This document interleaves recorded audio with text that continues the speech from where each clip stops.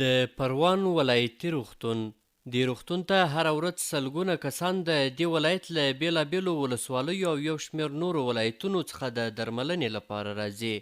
د دې روغتون مسؤلین وایي چې په وروستیو کې ناروغان ډېر شوي او دوی دومره امکانات نه لري چې پر وخت سره د دومره لوړ شمېر ناروغانو درملنه وکړي. د پروان د حوزوي روغتون مسؤلین زیاتوي چې هره ورځ ورته د 1400 په شاوخوا کې ناروغان راځي. د دوی په خبره چې ودانۍ هم ډیره وړه ده او نشي کولی چې دا ناروغان دلته ځای پر ځای کړي.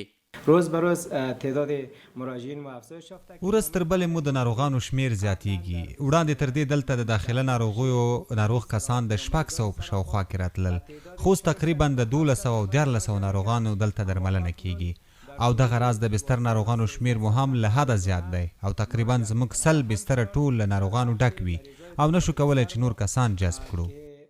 مراجعین ما نهایت افزایش یافته و اکثرا 100 بستر ما مکمل پر می باشه. د روغتون مسؤلین وایي چې د 200 بستریز روغتون د نوې ودانۍ چارې له هغه وروسته په ټپه ودرېدې چې نړیوال بانک په افغانستان کې د خپلو پروژو د بندېدو اعلان وکړ. د دې روغتون مسؤلین وایي چې حکومت او نړیوال بنسټونه دې په دې برخه کې له دوی سره مرسته وکړي او د روغتون لپاره دې د ودانۍ نیمګړې چارې بیرته پیل او ګټه اخیستنې ته دې وسپارل شي.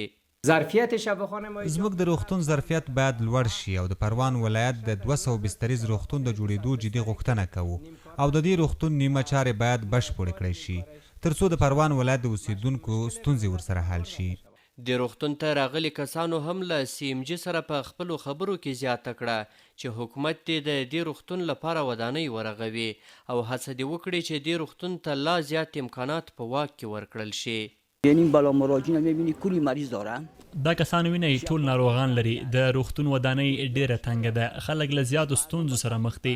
دا کسان وګورئ، دا ښځې وګورئ، ټول روغتون ورڅخه ډک دی. امکانات هم په هغه اندازه نه دي څنګه چې باید وای. ډاکټران هم رسیدنه ورته نشي کولای. امکانات برابر نیست، دکتر هم رسیدگی کردن نمیتونه. دیگه اجازه هم زیاد است، بیروبار زیاد است. دلته خلک بیخي زیات دي، نو له دولت څخه مو غوښتنه همدا ده چې ټول امکانات دلته برابر کړي. روغتون کوچنی دی او خلک ورباندې زیات دي. دوی وایي چې په شخصي روغتون کې د درملنې توان نه لري خو دلته هم په شپو د نوبت لپاره انتظار باسي. توان نداریم، همین توان را داریم. نه موږ هیڅ توان نه لرو، فقط دومره توان مو درلود چې ناروغ مو تر روغتونه راورسوو. نو اوس له ډاکټرانو سره د تداوي لاندې دی.